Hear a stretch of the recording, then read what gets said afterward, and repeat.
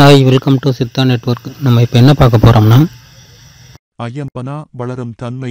இது ஒரு அரிதான மூலிகைச் செடி. இது முதன்முதலில் மெக்சிகோ நாட்டை பூர்வீகமாக கொண்டது.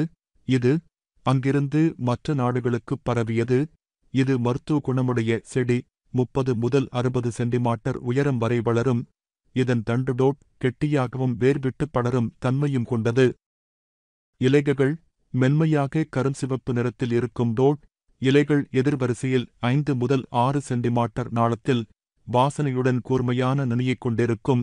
இது முதிரும் போது 6 முதல் 7 மில்லி-மீட்டர் நாளமுள்ள சுமார் 20 மலர்கள் நிறத்துடன் சிறிய காம்புகளைக் கொண்டதாக 5 இதழ்களுடன் பூக்கும்.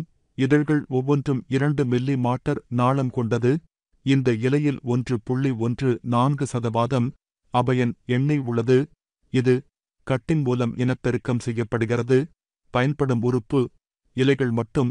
பயன்கள் இது தமிழ்நாட்டில் அதிகமாக காணப்படுவதில்லை.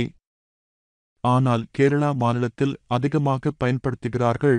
ஆனால் சில பேர் இதை இரகசியமாக வைத்துக்கொண்டு மூல நோயை குணப்படுத்தி பொருள் ஈட்டுகிறார்கள். என் கேரளா நண்பர் மூலம் அறிந்து கொண்டன்மை என்னவென்றால், மூல நோய் உள்ளவர்கள் அல்லது நோய் ஆரம்ப காலமாக உள்ளவர்கள் தினமும் தொடர்ந்து அதிகாலை வெறும் வயிற்றில் 2 முற்றிய ஐயம்பனா இலைகளை 10 நாட்கள் சாப்பிட்டால் பூர்ண குணமடையும். இதன் பயன்பற்றி என்பவர் கூறும்போது, இதன் புளிப்பான இலையை சாப்பிடும் போது குளிர்காய்ச்சலை குணப்படுத்துவதுடன் வயிற்றுப்போக்கையும் குணப்படுத்துகிறது என்றார்.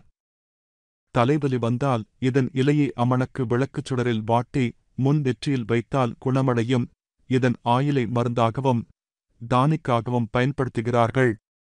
இதை குளிர்பானமாக பயன்படுத்தும்போது குடல்புண், சாதபேதி, இரத்தக்கடுப்பு, அல்சர் போன்ற நோய்களும் இதனால் குணமடைகிறது.